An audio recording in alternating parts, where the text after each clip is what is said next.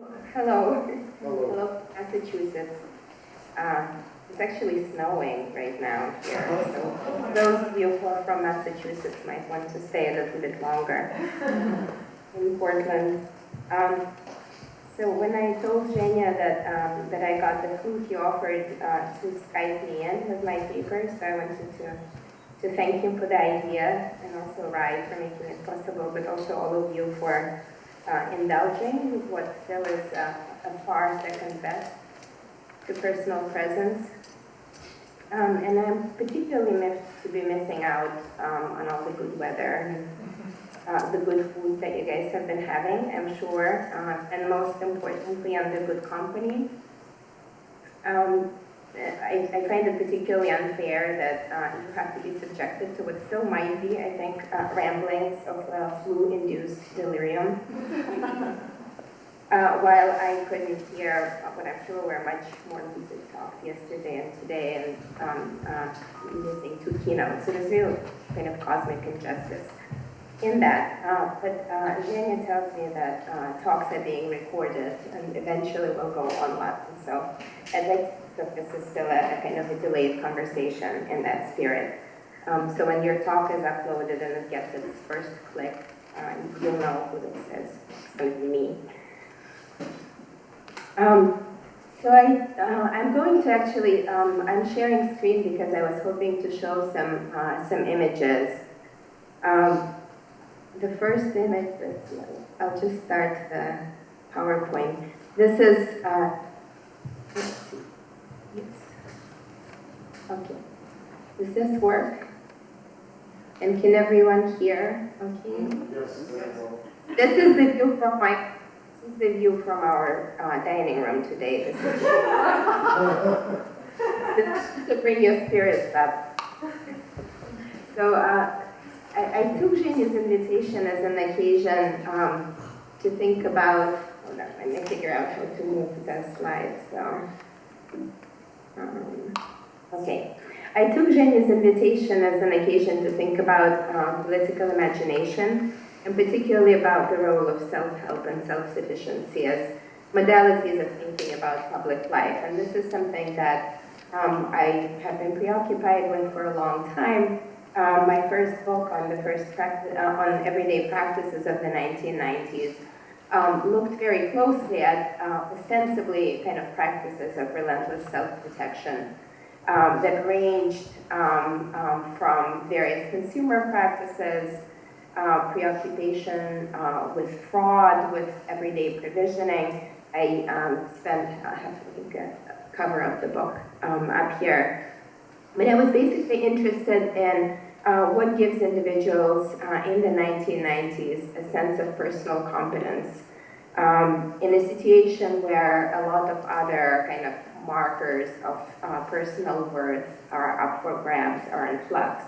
And I found that personal competency exactly practices of what I thought about as autonomization and self-protection and self-help. And it manifested itself, as I mentioned, in consumer practices. I was interested in how individuals, after they stopped stocking up on food, started stocking up on refrigerators that could stock up on food in case of emergency, but also other ways in which people substituted failing state institutions with alternative arrangements. Failing hospitals with alternative medicine, failing security infrastructure with dash camps and rakushka garages. I was interested in multiple ways in which people kind of weave this cocoon of self-protection around themselves, and practices of furor repairs, of home repairs, which would kind of purge all traces of kind of disorderly post-Soviet everyday life from their lived environment. And I looked at those as both making up for inefficiencies of the state, but also as something that offered people new parameters for personal identity and new standards of practical competence. So they were compensatory in some ways because they were making up for something that was lacking, but they were also symbolic and generative. And I had a hunch that new political identities could be expected to emerge precisely from this impulse for self-help, self-sufficiency, and autonomy. And so I took Zhenya's invitation to the symposium as an impulse to think about what is new in the Putin era. And certainly Putin era has a very different feel, with its efforts at mass mobilization, its patriotism campaigns, incomparable degree of centralization of propaganda, much more palpable repressive edge to the regime.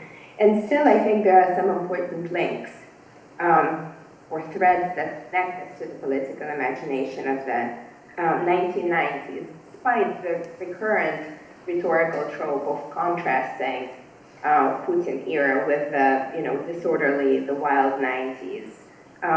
There are very important kind of almost genetic connections between them. One of them, which I'll just touch on briefly in passing, is on the level of kind of imagined national identity for the Putin majority, which is often captured by the metaphor of the TV set. And I don't know if the lovely phrase about the battle between the TV set and the fridge has come up at this conference before or not, but this is something that I think encapsulates what I'm talking about. And usually when people talk about the battle between the TV set and the fridge, what they're referring to ostensibly is the TV set kind of stands for the propaganda of the Putin regime. And the refrigerator stands for the reality principle, the fact that the kind of economy is not doing well. And the implicit hope is that somehow they will come into sufficient conflict that the refrigerator will kind of wake people up to the realities of the day. And I think, in fact, the TV set and the fridge are, in fact, quite closely related. If you think about the offer made by Putin's Kulturträger folks to the Putin majority to imagine oneself very much along the lines of self-sufficiency of the 1990s.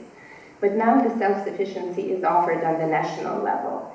So the ideal, the ideal of national identity is still very much wrapped around hermetic insulation and self-sufficiency. But now it's not individuals being self-sufficient and insulating themselves against the state that they distrust, but the state itself being self-sufficient and autonomous and insulating itself against the imagined hostile international environment.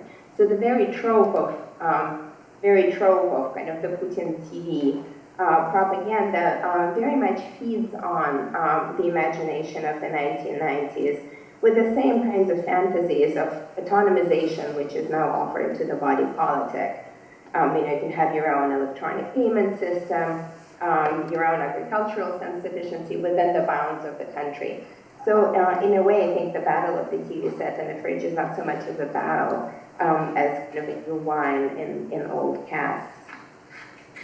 But the bulk of my paper actually looks at, this is a passing note, the bulk of my paper looks at the ways in which practices of self-help and self-sufficiency survive in everyday life in a very specific setting. So I'm going to take you on an excursion to a dacha community in which I grew up and in which I spent about 10 months over the past 6 years. I'm going to call this community Novogradna. And I would like to look and kind of invite you on the tour of the ways in which individuals in that community themselves imagine their own political identities and solidarities as they go about the business of living their everyday lives. This is a settlement of about 680 plots, 800 square meters each, and it's fairly conveniently located about 20 kilometers away from Moscow. I have an aerial shot for you.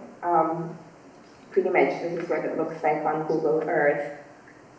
It's this form of ownership is called Tavarishchestvo.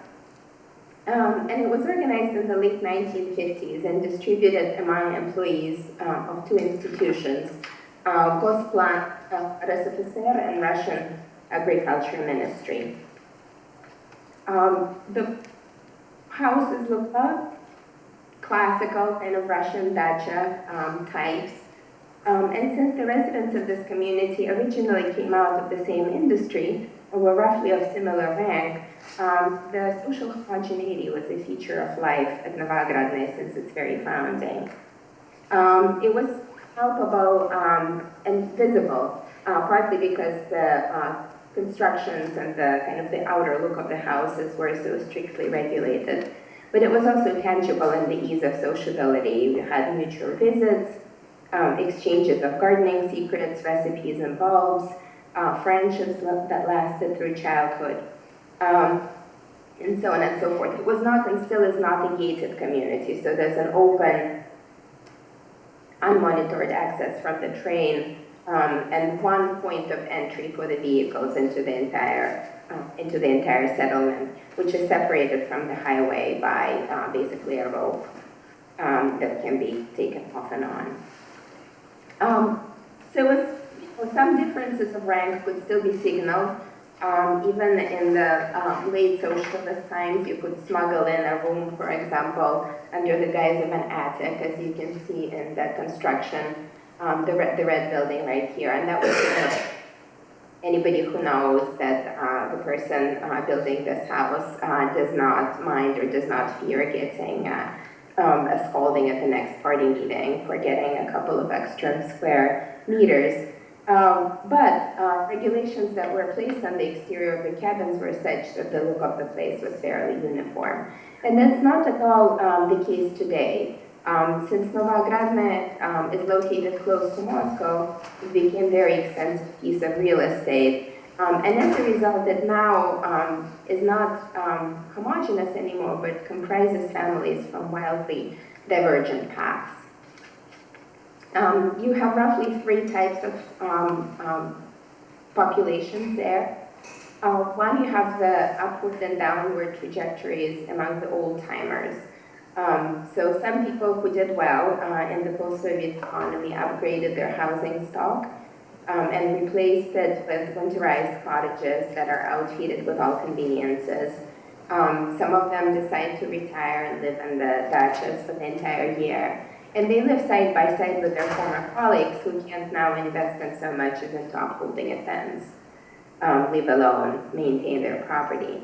Then you also have members of the new upper middle class who buy plots with deteriorating housing stock and replace it with dream residencies with balconies and gardens that bring to mind Caroline Humphrey's piece on the villas of New Russians.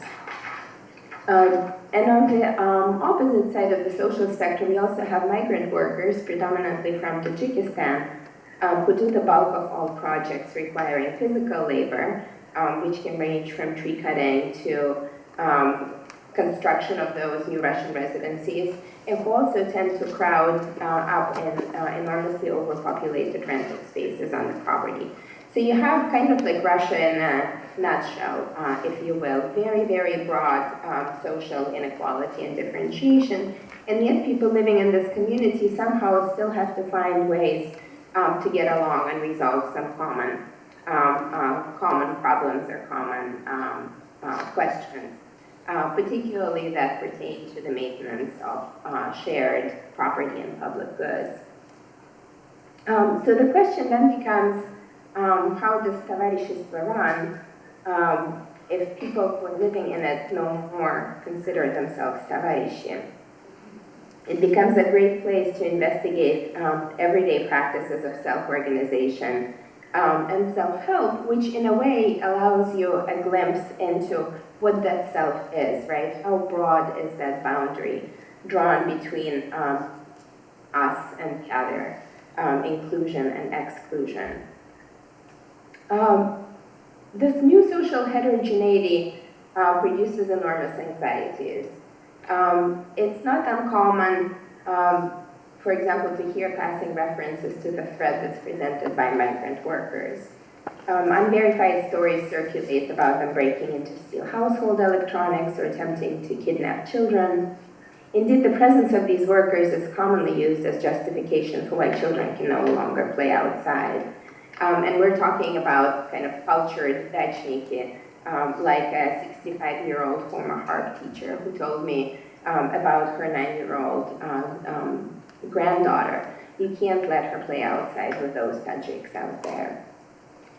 And if palpable presence of ethnic and religious others triggers fears, the presence of one's social betters is felt just as acutely. It transforms social expectations and introduces tensions between yesterday's friends and neighbors.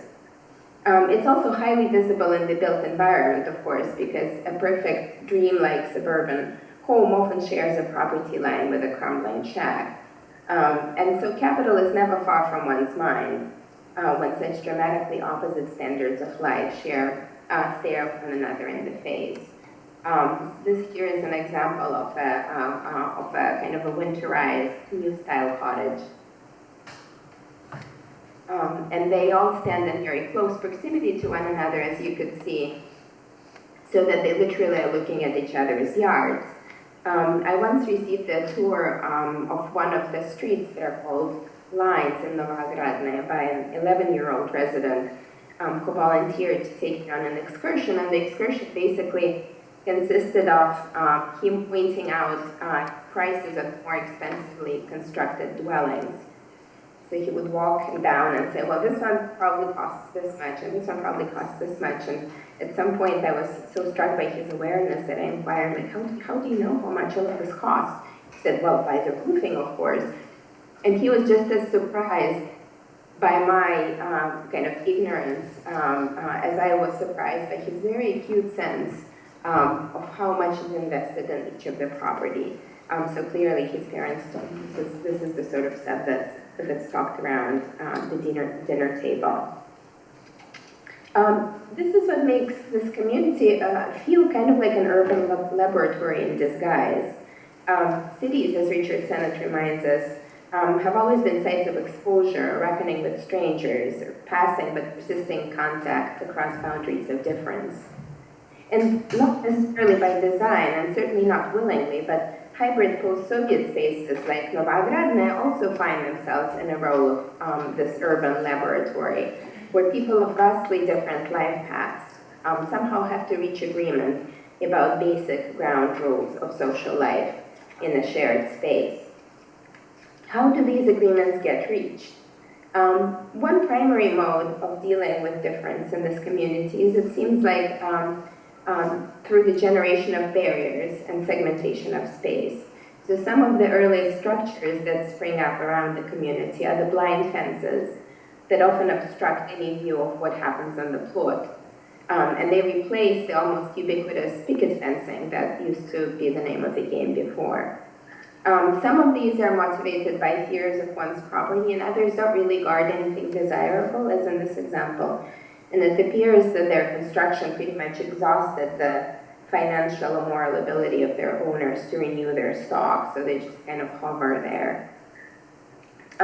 Frequently, blind fencing doesn't have a bell, or the bell isn't working, so it's not uncommon for their owners to complain about the difficulties of seeing beyond one's plot. It's a common kind of commiseration topic. And children are particularly resentful because they try to visit each other often and don't always have a cell phone in hand to circumvent the fence. But the necessity and social cost of blind fencing don't seem to be seriously questioned. Now, some more well-off Dachniki started to install video cameras that perform equivalent work of kind of partitioning the territory, but allow for aesthetically more pleasing fencing. So far they're a minority, and they usually compensate by putting up symbolic statements designed to signal that they're impenetrable to intruders. So one particularly potent statement was made by a wealthy owner of this dacha, which incidentally stands right across the street from this one, who built a virtual estate on 3 adjacent plots and outfitted the balcony of the main house with a Maxim machine gun, which you can sort of see on this image. hospitably facing the road. Curiously enough, this move did not seem to attract much social censure. Rather, the machine gun was treated as a kind of a local site of interest, as the Schevchenko himself was as well. He's generally unknown to the community. He was rumored to be variously an ordained Orthodox priest, a construction firm, but he inspires respect rather than ridicule. One retired teacher and a neighbor of mine told me as we were taking an evening walk, I heard he's a lifetime resident of the community. He could have bought a plot anywhere, but he chose to stay here. Look at this beauty, at all this wielded iron. I hear a movie was filmed on his property. And if anything, social censure tends to be reserved in Novogradnaya not for the owners of mansions, but rather for those who perceive to make claims for the use of public resources for which they're not, in view of other residents, entitled. And a telling example in this respect is a debate that once erupted around the issue of road upkeep.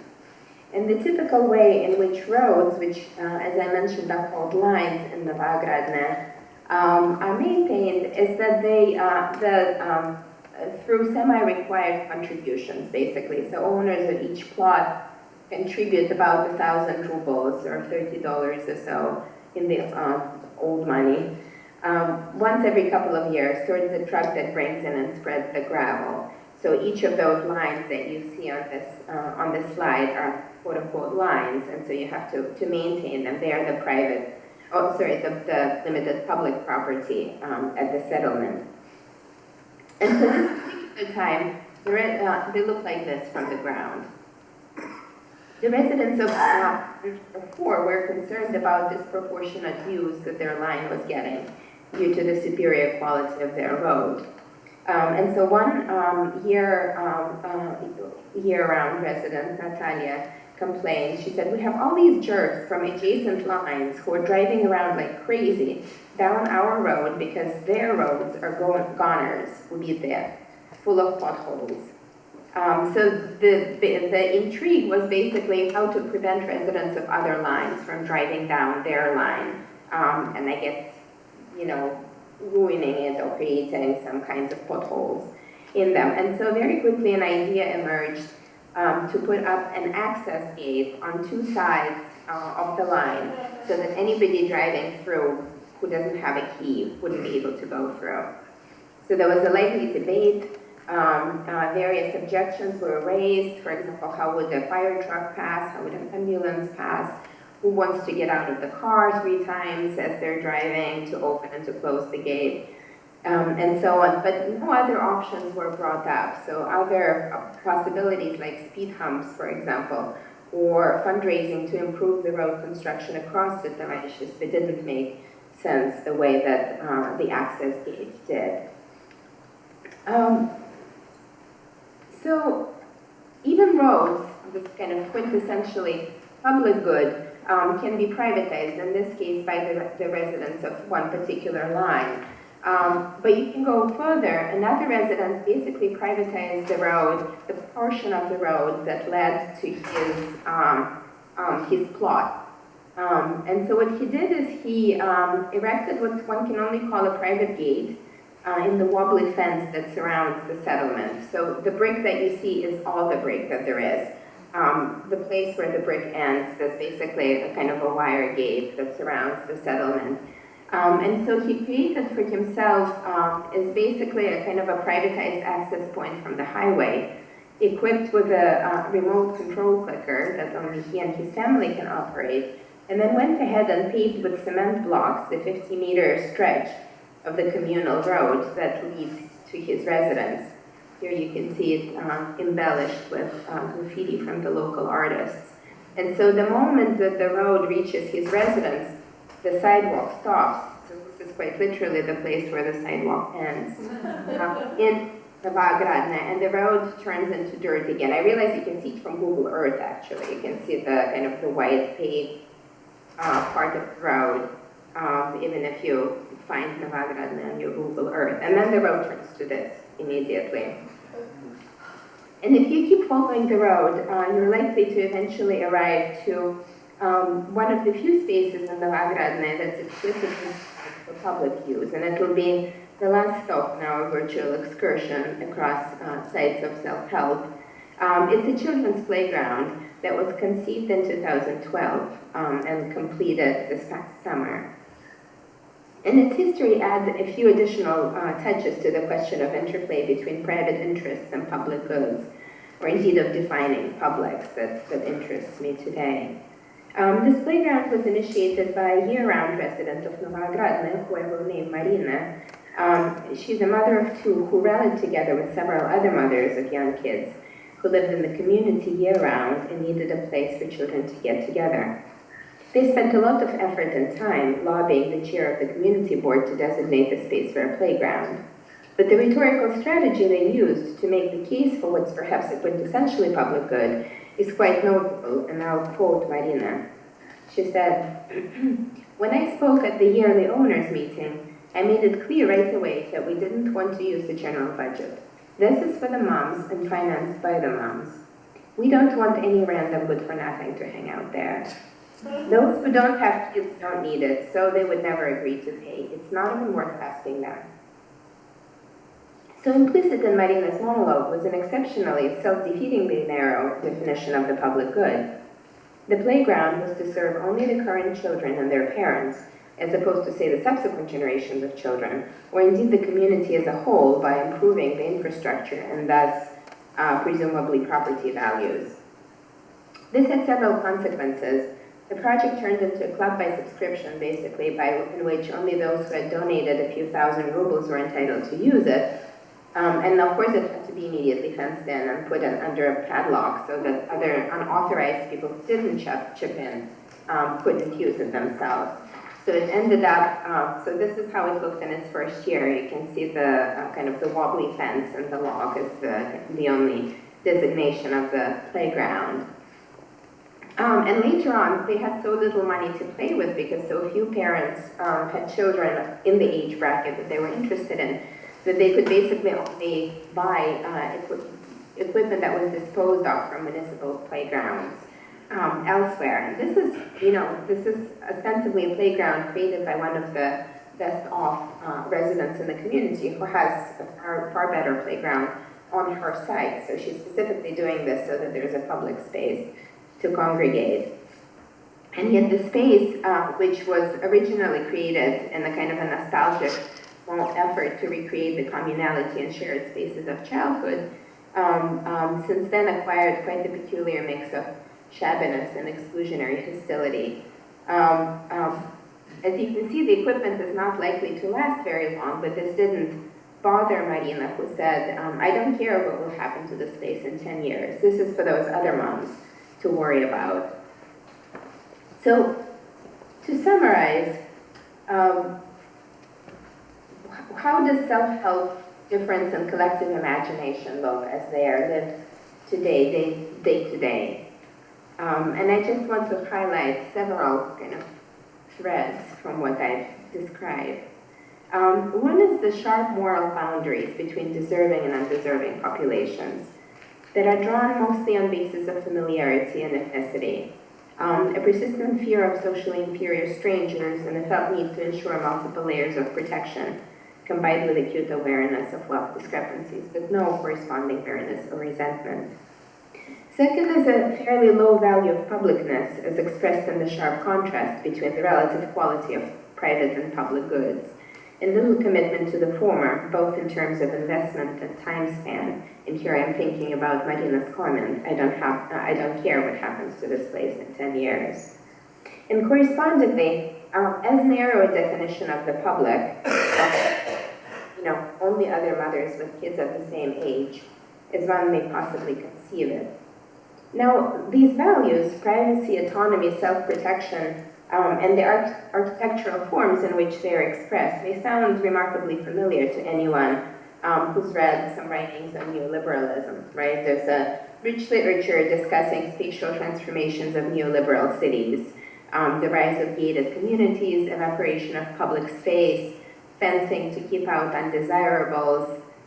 Sigmund Bauman calls such gated communities and partitioned neighborhoods He calls them new urban equivalent of the moats and turrets that once guarded medieval castles. And so, in a way, to gloss over Novogradne as a neoliberal space would be to ignore the many aspects that make a community like this quite distinct. First, the literature on neoliberal city assumes a radical social split between globalized elites and the disenfranchised local population. So the elites are warding off undesirable population. Here, we have very economically diverse residents who engage in building fences with pretty uniform enthusiasm, regardless of their social standing. And there's a remarkable lack of resentment on behalf of those who are seemingly being left behind. Their response is not to reject the rejectors, as Bauman would have us anticipate in his work on responses to neoliberal globalization from below, but to join in on the fencing to the extent it's possible. And this, I think, is to a large extent due to the radical individualism and the ethos of self-protection becoming measures of practical competence in the 1990s. But at the same time, it's important to note that certain post-socialist cultural subcultures resonate with more libertarian strains of neoliberal governmentality that also preach the gospel of self-sufficiency and autonomy as the ultimate cultural and political value. So here, I guess I'm hoping that my listeners would take this Dachi excursion not in the spirit of some special Russian Sonderweg under Putin, but exactly the opposite, as an exploration of unexpected resonances in political sensibilities across time and space. So thank you very much.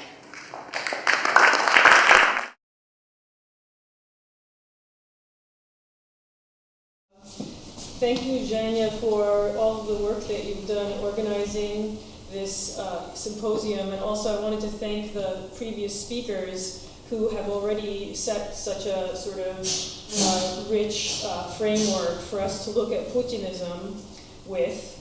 And I want to build on that today. I personally work on Ukraine primarily on women's activism, and I wanted to give you a little bit of an idea of my own interests before I talk about Putinism kind of as a political project and who was resisting in Ukraine.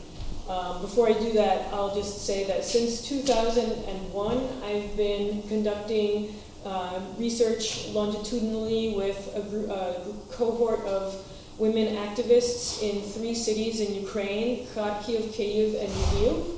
And I've been following them ever since then as their careers take various turns. And I've also more recently picked up some new activists in a younger cohort who have entered the women's movement and have been very influential in their own right in creating a new kind of standpoint within Ukrainian feminism. Today I won't be talking all that much about those organizations, partly because some of the previous speakers have already mentioned Femen as a great example of a kind of organization that received a great deal of publicity and that has an important place in, I would say, pre-Euromaidan Ukrainian history as a kind of a typical direct action group. Now, I want to situate Femen now within a broader wave of collective action, and I also want to situate the Euromaidan within that wave of collective action. I want to also say that the rituals that I'll be talking about have to do with various acts of resistance through which a new set of political let's say, protest repertoires have been developed and learned and deployed by a great variety of people in different parts of Ukraine at different times. So some of the characteristics link them with Femen and also link them with the other discussions of camp and the style of cultural critique that involves sort of parody and satire directed often against the Putinist regime or against the contours of the personality cult. Some of these organizations, I would say, created new kinds of political vocabularies in the 2000s.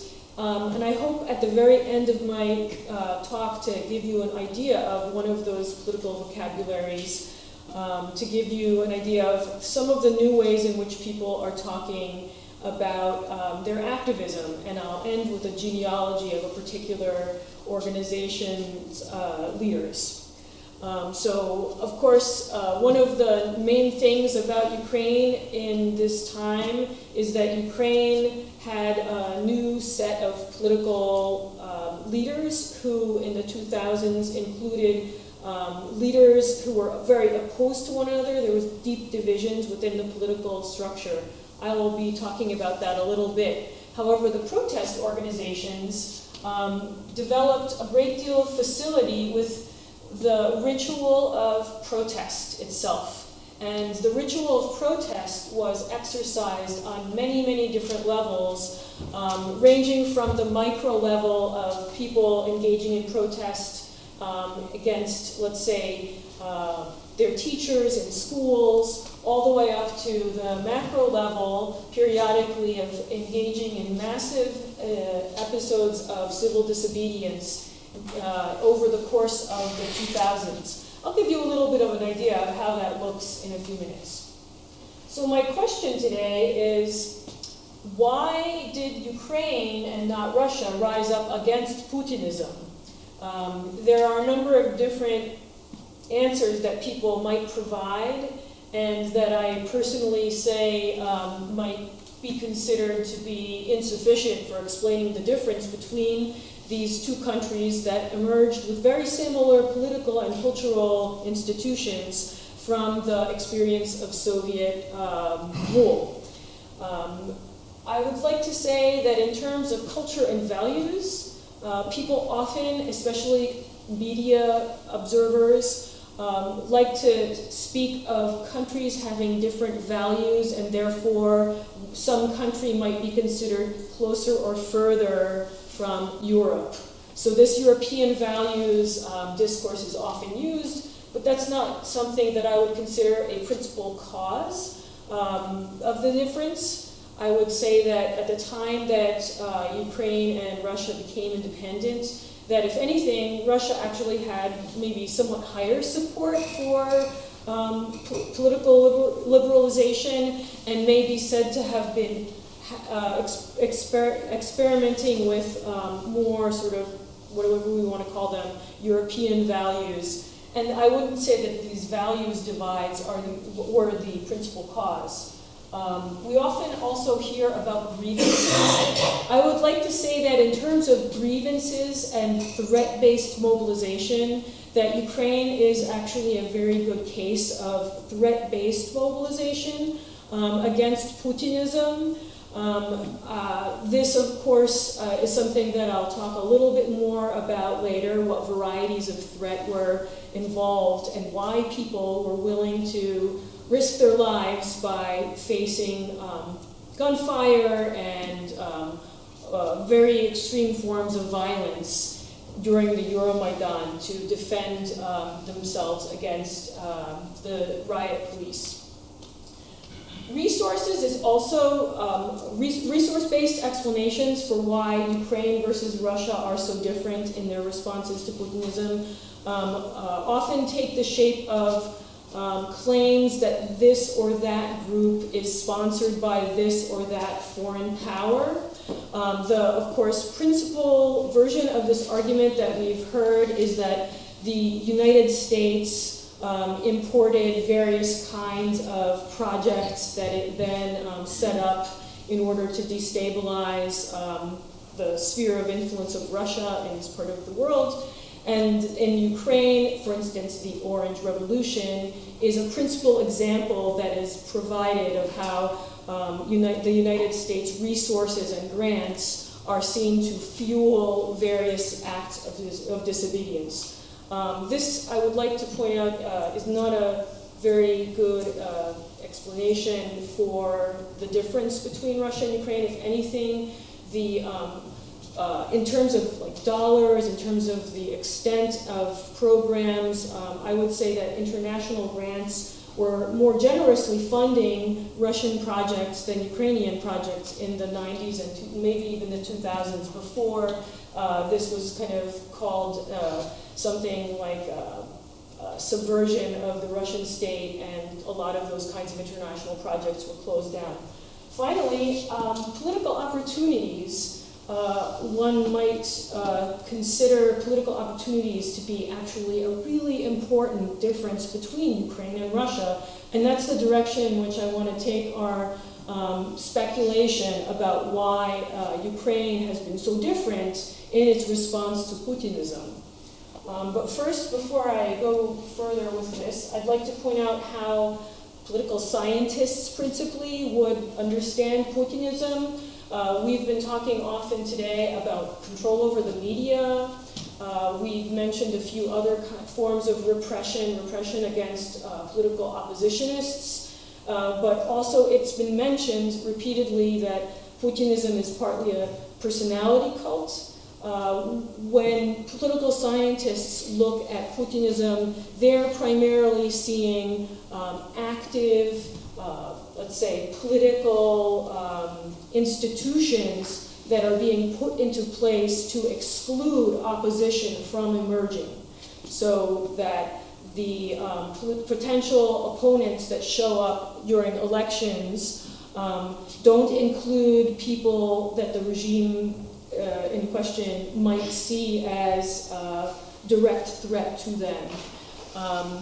Those kinds of machinations have to do with the way in which democracy is rejiggered, so to speak, in contexts of authoritarian rule in order to manage a sort of clientelistic economic and political system where grassroots uprisings are kept from occurring by virtue of a great deal of intentional institutionalization of repressive actors and activities.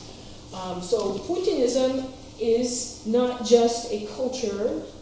The culture, if anything, is a legitimation of these other kinds of activities that are political in nature and that are, we would say, various forms of soft and hard power expressed towards people who might potentially be seen as challenging the authority of the state and its ruling elite. So my understanding of Putinism is this kind of more political institutionalized one, and I'm looking at Putinism as a way of approaching the political system to make the political system closed, to achieve closure so that challenges cannot be launched in an effective way. And both Ukraine and Russia experimented with this form of authoritarianism repeatedly from the time of the collapse of the Soviet Union, even before it was called Putinism, even before Putin. Now, the principal differences in Ukraine's response to Putinism and Russia's response to Putinism, we might as well start from the explanations that Michael McFaul provided for why there were colored revolutions, like the Orange Revolution in Ukraine or the Rose Revolution in Georgia, in those countries, but nothing similar in Russia, where there were broadly similar kinds of political corruption and elite manipulation of elections. And McFaul, rather than providing us with a theory with causes for these differences, provides us with an ideotypical snapshot of how different Ukraine's political system was in 2004, 2003 already, as opposed to Russia under Putin in the mid-2000s. Most importantly, and I just wanted to say, I say this very strongly, that we can't completely explain what caused these political differences, but in my own presentation, I'm trying to adopt the standpoint of protesters who face different kinds of conditions, and these are the very different conditions that protesters faced in those two contexts. In the case of Russia, there was a much higher affirmation by the public of Putin as a leader. Putin may not be as popular, someone has pointed out already today, as the West believes, but he is significantly more popular than Yanukovych ever was in Ukraine. So if you had to kind of compare the two, there was significant enough, let's say, comparatively speaking, support for Putin in terms of, and you can see this in terms of public opinion polls, in terms of how different actors behave towards Putin, and as opposed to the authority of Yanukovych, who in Ukraine was always at best considered to be a very politically tinged person with a criminal past who had been convicted of violent acts. So we already see that by the mid-2000s, Ukraine and Russia had started to institute political controls under the guise of different kinds of leadership with different kinds of situations. And in Ukraine already at that time, there was a very strong and relatively consolidated political opposition. A group of political actors who were willing to openly and publicly go against the chosen candidate of the regime that was being formed, that was attempting consolidation of its power, and that had selected Yanukovych as its leader for the regime to be placed under the symbolic authority of. But at that time already, this was a candidate who was publicly opposed by hundreds of thousands of people, maybe perhaps even more. We always have to be skeptical of estimates of crowd size, but if you looked during the Orange Revolution at the pictures of the center of Kiev, there did seem to be hundreds of thousands of people willing to come out onto the streets in that period to contest the first election, the fraudulent election that was overturned and that subsequently was run a third time and led to the election of Schevchenko. I also wanted to point out that in contrast to Russia, that there were also differences in the media, the degree to which media was, perhaps we might call it, willing to be complicit. And we should also point out that aside from McFall's other explanations, that already Ukraine and Russia at this time were economically very different kinds of countries.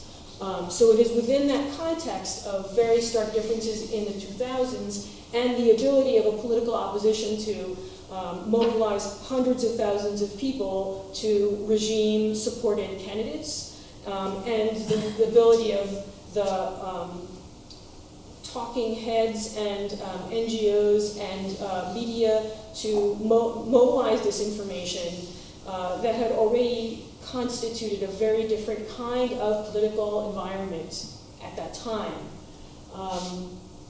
I also wanted to point out that in the subsequent years, during which Yanukovych ran successfully for presidency and was elected, that the version of authoritarianism that he was imposing in Ukraine did in fact differ in terms of the way in which it was carried out.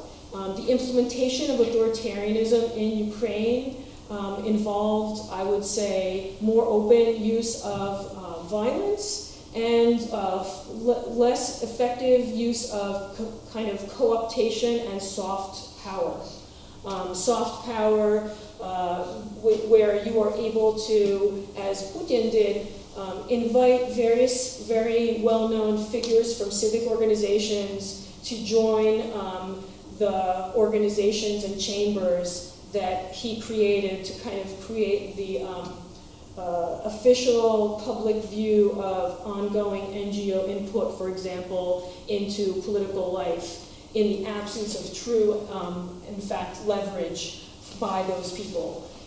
By contrast, under Yanukovych, a group of people who were brought in by the political machine from Donetsk were brought into positions, and other people who had already established themselves as spokespersons were for the most part excluded, or a lot of people were fired from positions of authority, or else those organizations were sidelined from direct participation in politics. So that gives you a little bit of an idea about the difference between those two contexts, and also the difference in the actual authoritarianism that Ukraine was subjected to, in contrast to what I would say is a regime based more on economic success and well-being in the case of Russia. Before I go on, I wanted to say my understanding and my interest in bringing this to your attention, the macro-political sort of differences, comes from an effort on my part to give you an idea of how different the political environment looked and the economic and social environment looked to the person on the street who has a choice to either directly protest against Putinism or authoritarianism, or can withdraw and maybe complicitly or otherwise tolerate the ongoing existence of authoritarianism. The focus of my work is on what I call following Robert Dahl, Robert Dahl, the famed American political scientist who wrote Who Governs. His interest in understanding how democracy came into existence focused on the difference between citizens who acted primarily as citizens, homo civicus, as opposed to homo politicus. And for Dahl, the main political activity that most citizens as homo civicus engaged in was voting. And for the rest of their, although they had potential influence politically through that act, and they could have engaged in other kinds of activities, for the most part, most people in most societies, and not just in Ukraine or Russia, participate politically mainly through the ballot box. Now, what I focus on are the people who move on from that to become homo politicus. And I think Sergei yesterday was saying that the genealogy for this group goes back to the late Soviet period, and in particular to the Cold War and to the creation of a technical intelligentsia. And I thought that was just a wonderful contribution, but it also shows you how similar Ukraine and Russia really were. At that time, there were a great many kinds of projects that were being established in the early 90s and late 80s in both Russia and Ukraine by people from that class background. And in my case, in the women's movement, the vast majority of the people who remained involved in civic organizations, some of whom remain involved from the 90s all the way until today, came from the technical intelligentsia. They were engineers, they were physicists, they were members of the Academy of Sciences, and the genealogy of that shift from being homo civicus to becoming homo politicus is the focus of my own research. How's the time looking right now? Have time, good.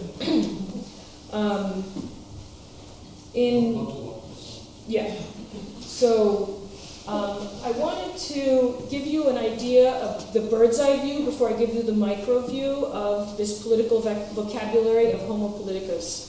And I'll start off by saying here is a reliable and I think valid graph of protests per week in Ukraine, starting in 2009, October.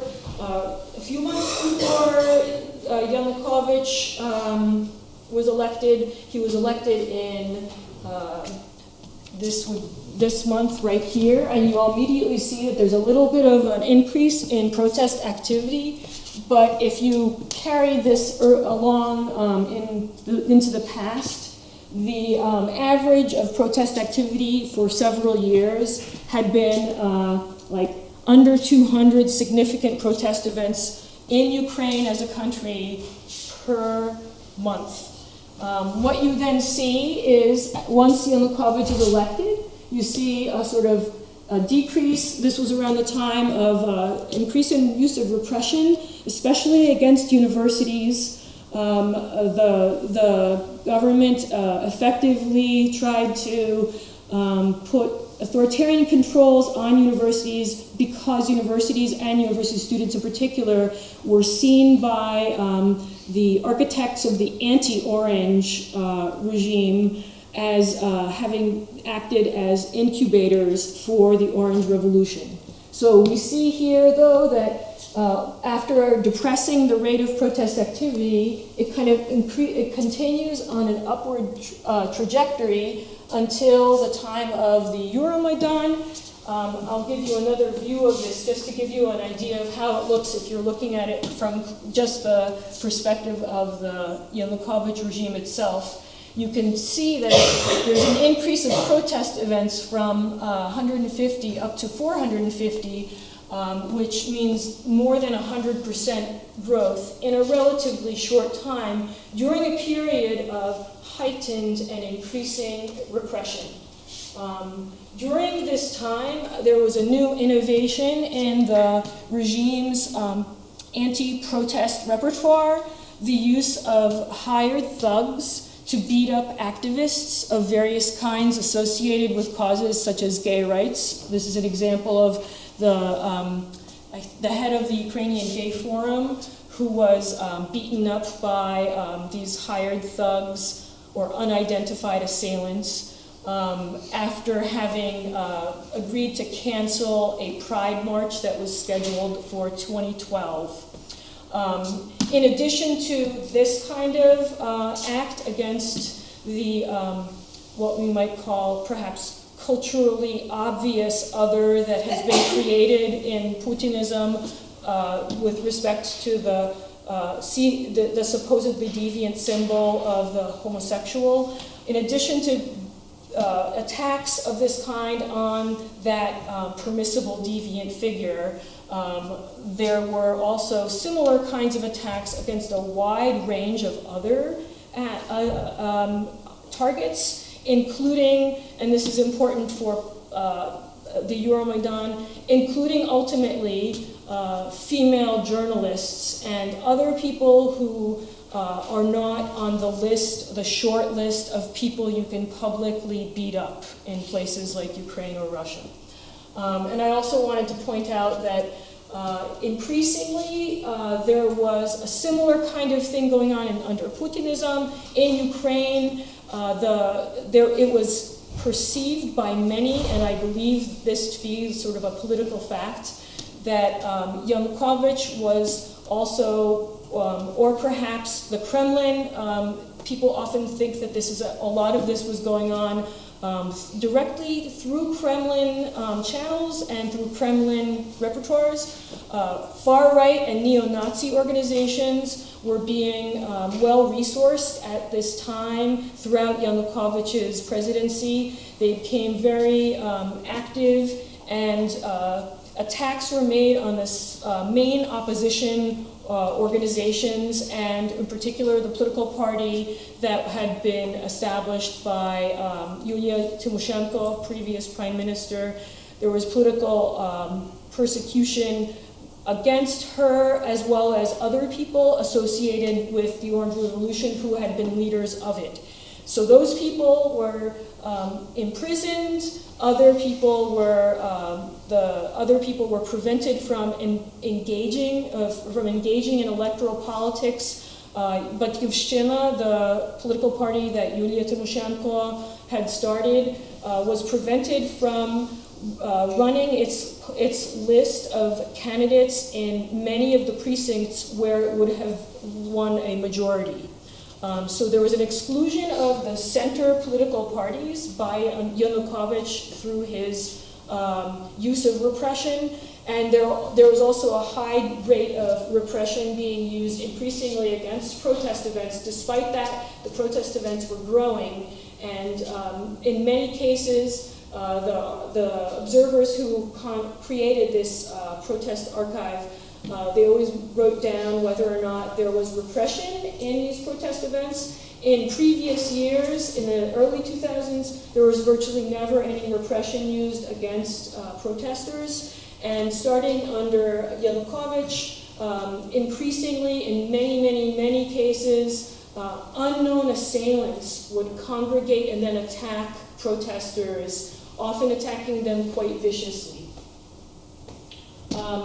Here I wanted to draw a contrast in the political vocabulary used by one of the Euromaidan protesters, and I wanted this to be a contrast to the Homo Sovieticus, because a constant refrain in the life stories that my activists have told me is their own transformation from being a Homo Sovieticus, or a Soviet person, into a new kind of person. And I'll finish by talking about a person who spent all of her time in Euromaidan, actively supporting the cause, faced a great deal of violence, as did her husband.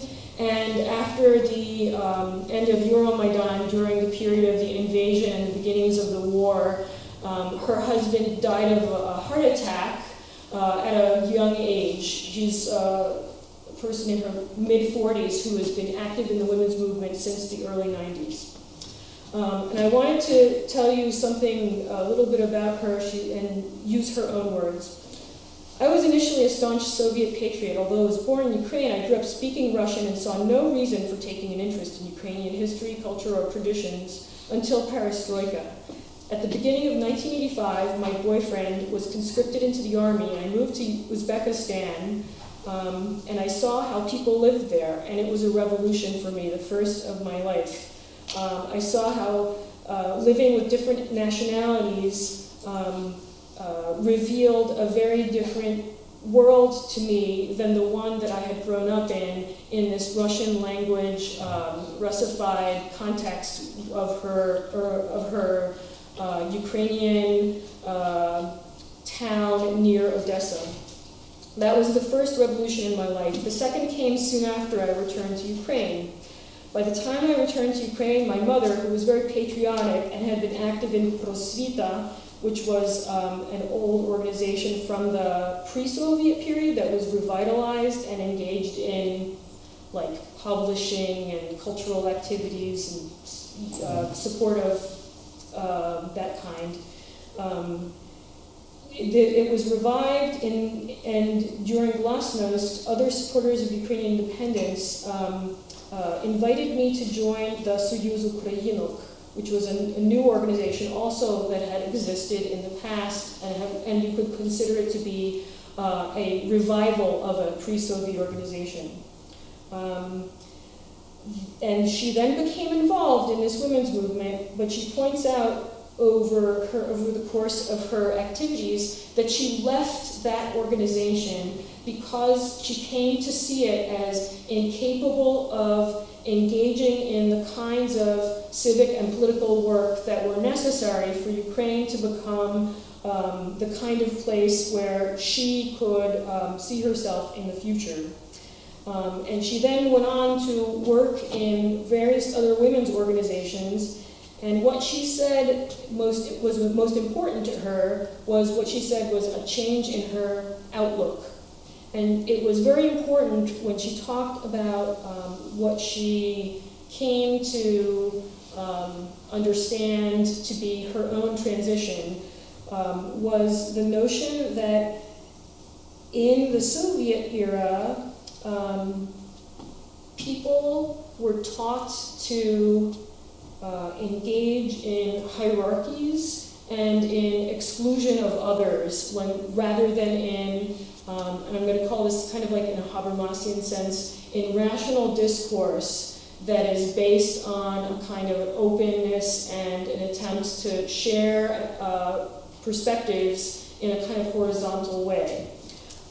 She goes on to say that she was at that time, she came to the realization that she had to refashion herself, and that so did everyone else, and that it wasn't that other people, as she had been brought up to believe, other people were problems, and your goal was to dominate them. And she said that people lived in this kind of culture that promoted intimidation and fear-based tactics, and that she and others, through contacts with through contacts with Westerners, came to adapt a different understanding of how you engage in political discourse.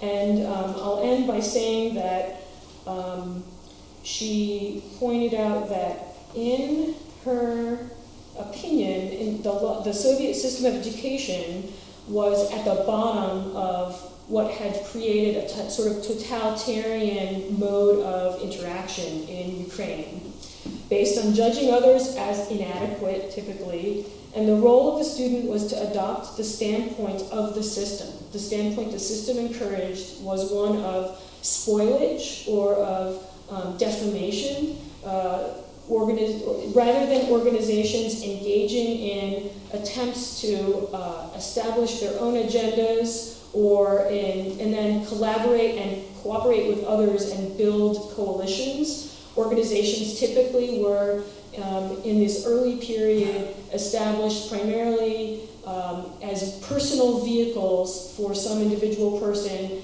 as a kind of like a side business. And so we're dominated by a logic of homo economicus. What she and others also in my research have pointed out is that through the development of dialogic strategies, they moved away from fear-based methods, which were inculcated in particular in families through totalitarian practices of punishment. And they moved on to an approach that she said shifted from fear to sympathy and understanding. The approach they advocated was based on the idea that all of the parties in Ukraine, everyone in the political system, had to change themselves, and that you had to start with changing yourself. And I wanted to finish with the notion that in the Euromaidan, one of the principal vocabularies that developed was, it's not the only way people were talking about Euromaidan, but this was one principal logic. The logic of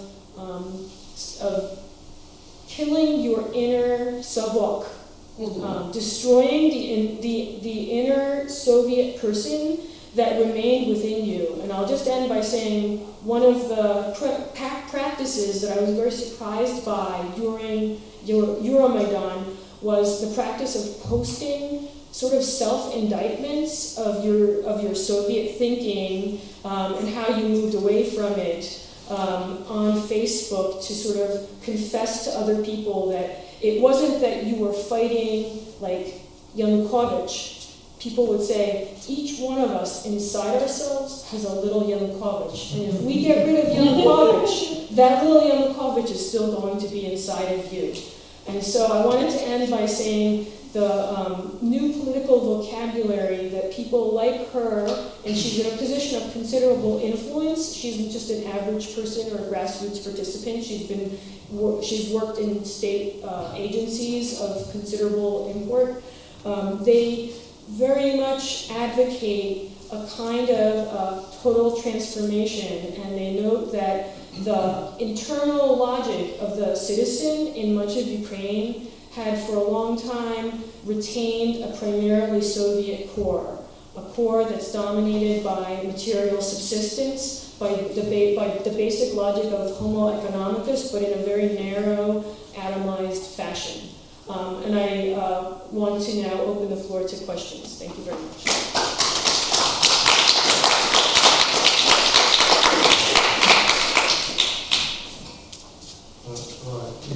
Olga wants to ask a question. Will she have a chance? I believe so, if she's still on. I see her. Please, questions on the arts. I have a question about the picture, the source for it, and who This are one? and who, You could easily. who do we see? And another question is on the record of homophobia in today's Ukraine relative to that record pre-Maidan. Okay, so this is, you could look it up if you Google 2012 pictures of the year. So it was chosen by photographers, professional photographers, and media people as one of the pictures of the year of 2012. So it's a widely available photograph. The man who's in this picture is the leader of an organization I don't personally study, Gay Forum, I think it's called. I do study queer women, but I don't study queer men, and so I have a more distanced understanding of the situation for LGBTQ organizing in Ukraine. But generally, it is a picture of series of organizations that have been trying to create spaces for LGBTQ Ukrainians to be able to occupy. There has been some degree of support at the political level by the new government of efforts to protect LGBTQ rights. But nevertheless, we have to take into consideration that all of these organizations have really precarious budgets and are micro-public. Many of the organizations I study, I call them micro-publics because they are, rather than aiming towards influencing like the masses or the mass citizenry, they're oriented towards a very specific set of audiences, and the LGBTQ organizations are, in some sense, more closely internetworked with the human rights organizations, and to some extent with like feminist and women's rights organizations, and they act sort of in support of one another.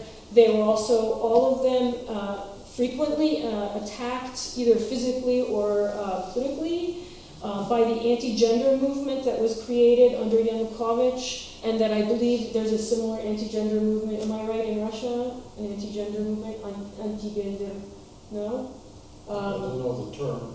Well, in Ukraine, it was believed to be a Kremlin project because all of a sudden, these organizations that had always been allowed, like the gay organizations and the women's organizations, to kind of hold their own meetings and to do their own thing under Yushchenko, all of a sudden they were increasingly being mobbed by very well-resourced and I would say bearers of political technologies that were very effective at making it seem as if the gay rights organizations and the women's organizations were all going to be closed down, and that it would be done in the name of the grassroots Ukrainian person. So I would say that now that is not going on. The anti-gender movement disappeared as soon as Yanukovych left Ukraine. There is no active,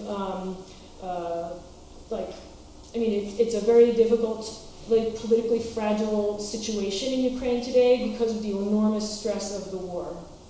So that's what I would say. I mean, just continuing on with that, can you talk about protests now in Ukraine? I've heard that people are holding their children back so they don't get drafted. I mean, what's like the current draft status of protest? And I've heard there are demonstrations in Maiden Square again. Sure. I mean, Ukraine has a well-developed now ritual of opposition to the government. Protests are a thing that a lot of people are familiar with. People were willing to engage in protest openly, but what you're talking about is a slightly different phenomenon. When someone's facing the possibility of being drafted and being sent against a much better resourced country's equipment and manpower, it's understandable why people would be scared of going. One of my friend's brother was drafted. He's a scholar kind of person who would be able to speak here and you would understand what he's saying and he would be familiar with what you guys were talking about. So lives within the same discursive universe.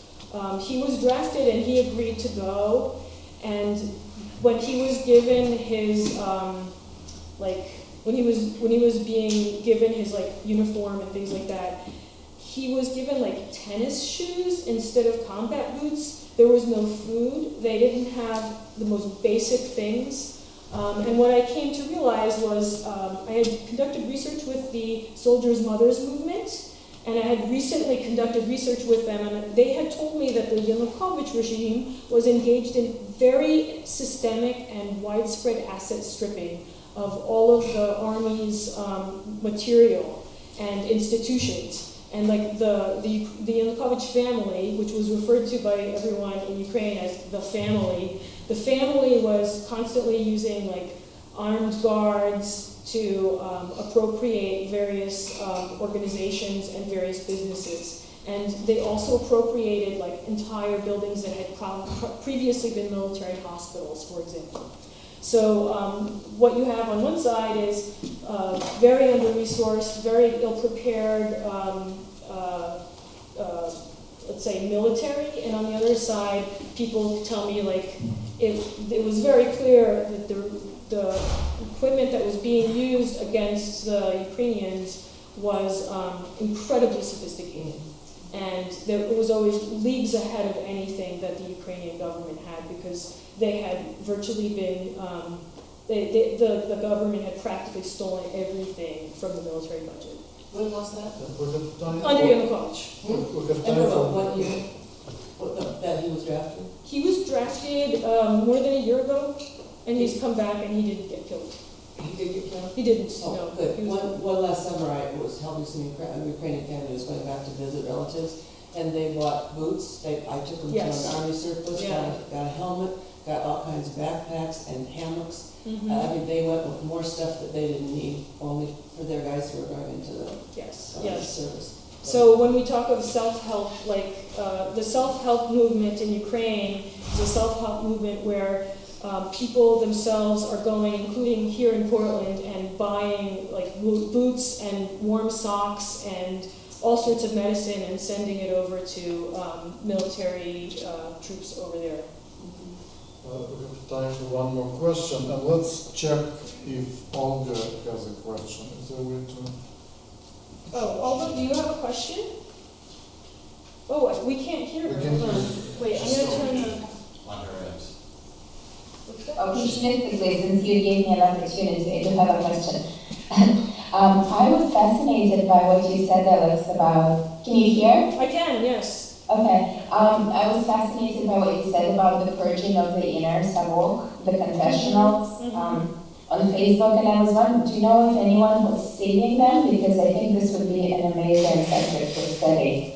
Just what was identified as savok, because I think a very similar discourse of self-transformation was very powerful in Russia, but I'm not sure at all that there's the same target there. Yeah. So it would be a great study to compare. I agree, and I hope that I will be able to engage in looking at some of those discourses myself. Because some Okay. of the people I was studying were posting those kinds of confessionals. Yeah. Thanks. Alex, thank you so much. Thank you very much.